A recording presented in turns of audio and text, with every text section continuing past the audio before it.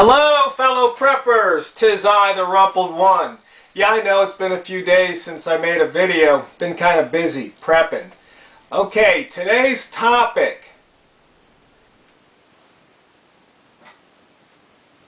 What not to prep? How not to prep? Guerrilla prepping. I really couldn't think of what to call it, so the message I'm trying to convey is don't go out there and buy books that tell you how to prep. Doesn't work that way. You're on the internet. If you're watching this, you're on the internet. All you have to do is Google. You'll get thousands, if not millions of hits on just about any topic you want. You want to know about first aid?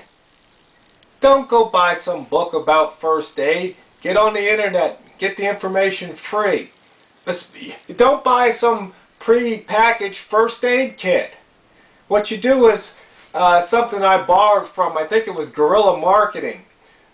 You look at the kit. Most of these things on the internet have a list. You know, what's in the kit. Copy down or copy paste what's in the kit. Then you know what to buy.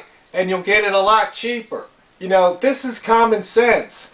You know, part of prepping is using this gray matter that's between your ears, okay? You don't go out there and get somebody else's. They're not you. Their situation is not your situation. Part of being prepared is being able to survive in the situation that you find yourself in. Okay? It's that simple.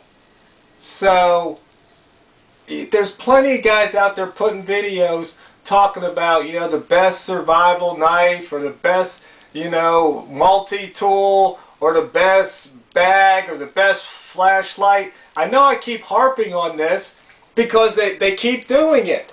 So I want to try and balance things out. A flashlight is a flashlight.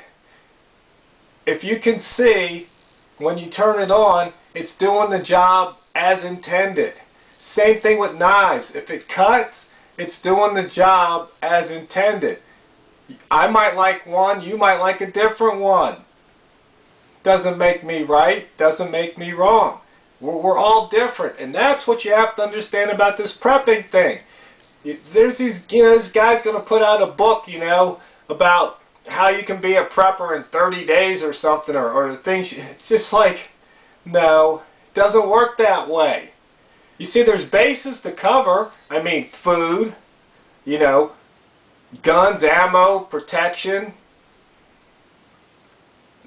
You know, there's certain things, being able to make a fire, being able to keep warm, water purification.